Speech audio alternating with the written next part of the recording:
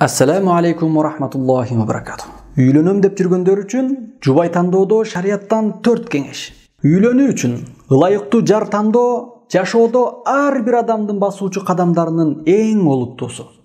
Анын тандаган жубайы үйлөнгөндөн кийин анын жашоосунун ажырагыс бир бөлүгү, жашоодогу өмүрлүк жолдошу жана келечектеги балдарынын энеси болот. Ислам шарияты адамдардын жашоосун жеңилдетип, ылайыктуу жакшы жар тандоодо атайын бир эрежелерди койгон. Башкача айтканда, ар бир мусулман эркек үйлөнүүдө мына ушул 4 нерсеге, эрежеге абдан көңүл бурусу шарт. Биринчи, жубай тандоодо эң биринчи аял заттын ыймандуулугуна, динди кармануусуна кароо зарыл. Анын дини, такыбалыгы турмушта өз милдеттерин так аткарууга жана өзүнө тиешеси нерсени таштоого чакырат.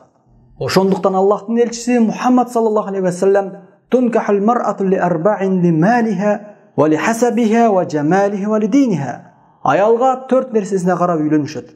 Байлыгына, ата тегине, сулуулугуна жана динине карап. Фадфар бидати дин тарибат ядак. А сен динди карманганына умтулгун, динине карап үйлөнгүн, жакшылыктарга жетесиң. Абу Дауд. Чындыгында ыймандуу, динди карманган аялга үйлөнгөн эрдин көңүлү ток болот. Бул сыноо жашоодо аялынан жана бала чакасынан сарсына болбойт, кыжылатчылык тартып жүрбөйт.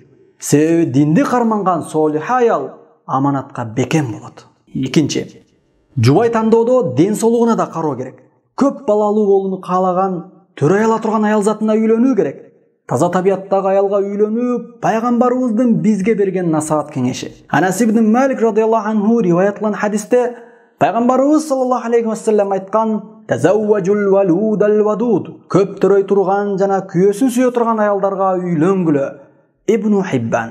Үчүнчү, эгерде мүмкүнчүлүк болсо, мурда турмушка чыкпаган кызга үйлөнүү да сүннөт. Өзүнүн чоң жаштагы аялга үйлөнгөн Жабир аттуу сахабага пайгамбарыбыз саллаллаху алейхи ва саллям ой сунуштап: "Кызга үйлөнбөдүңбү? Сен аны эркелетип, ал да сени эркелетмек" деген. Сахих Бухари. Төртүнчү, үйлөнүүдө сулуулугуна да кароо керек. Эгерде динди карманган аял болсо, анда сулуурагына үйлөнүү абзел. Анткени көңүлүнө жаккан аялга үйлөнүү адамдын көңүлүн тынчтантат. Кийин өкүнбөйт, көздү күнөөдөн сактайт жана ортодогу сүйүүнү күчөтөт. Ошондуктан үйлөнөрдө болочок жарды жакшылап карап, көңүлгө жаккуудай караш керек. Мугира ибн Шуба радыйаллаху анху үйлөнүү үчүн бир аялга жуучу жөнөткөндө, пайгамбарыбыз саллаллаху алейхи ва саллям ал сахабага айткан: "Унзур илейха, фа иннаху ахра ай ю'дама байнакума." Аны карап көргүн, чындыгында аны көргөнүң экөөңөрдүн ортоңордогу түбөлүктү сүйүүнү пайда кылуучу эң абзел иш деген. Ибн Мажа.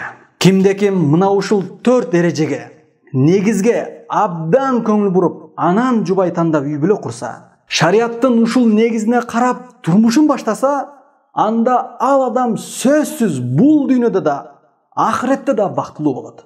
Анткени ал эркек жашоодо Аллах Таала көргөзгөндөй жар тандап, Аллах Таала буйругандай жаңы турмуш баштады. Аллах Таала Куранда айткан: "Фаманиттабаа худая фала ядиллу ва ла яшқа." Кимде ким менин туура жолумду ээрчисе, анда ал эч адашпайт жана бактысыз да болбойт. Тоха сүрөсү 123-аят. Aqulu qawla hadha wa astaghfirullah li wa lakum. Assalamu alaykum wa rahmatullahi wa barakatuh.